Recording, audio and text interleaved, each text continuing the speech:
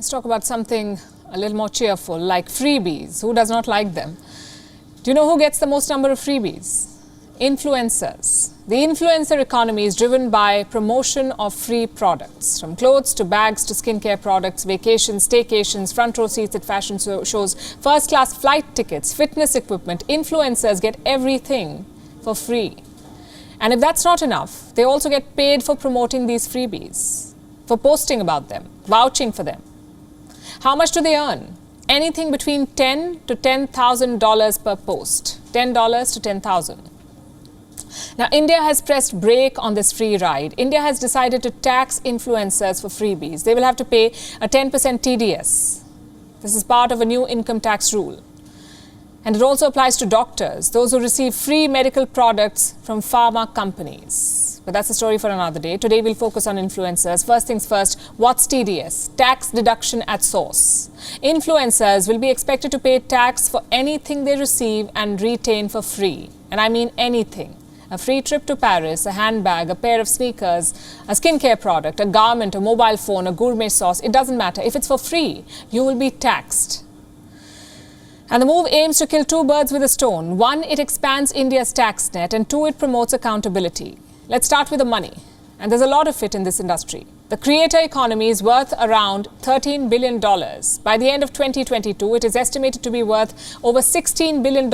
In India alone, the influencer market is worth $120 million. This growth is being catalyzed by the digital pivot. Businesses today have adopted a new marketing strategy. It's called social first, which basically means if you want a product to be marketed well, do it on social media first. Influencers have thousands, even millions of followers on social media. Brands prefer them for marketing over a movie star. And it makes sense. A, because influencers charge relatively less. And B, they prove to be more effective salespeople. One research found that 3% consumers would consider buying a product if it is promoted by a celebrity, but 60% would be open to buying it if it is promoted by an influencer. Look at the gap, 3 versus 60. So brands go for influencers. But what kind of products are these influencers promoting? This brings us to point number 2, accountability. Where is that? And like it or not, you and I are all part of this influencer industry where followers are monetized. Instagram feeds have turned into billboards. Have you noticed just how many products influencers promote? One day, they're recommending a certain brand. The very next day, they're vouching for another one. Honest reviews have been replaced by paid promotions for freebies. And there's zero accountability.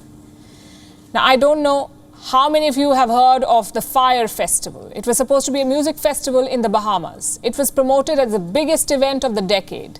And promoting this festival were some of the biggest Instagram influencers. They were paid thousands of dollars each to promote the Fire Festival.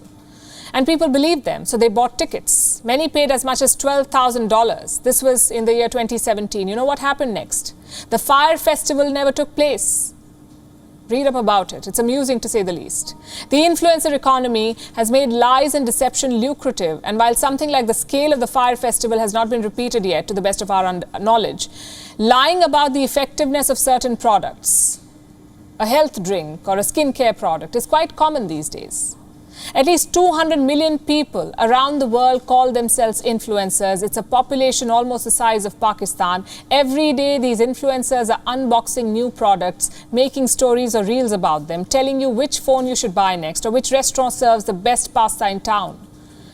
It's hard to say what's genuine and what's not, what's paid and what's not. But one thing's for sure, with each post, with each story, your choices are being influenced. What you buy, what you wear, what you eat, even where and how you travel, all these decisions are being influenced.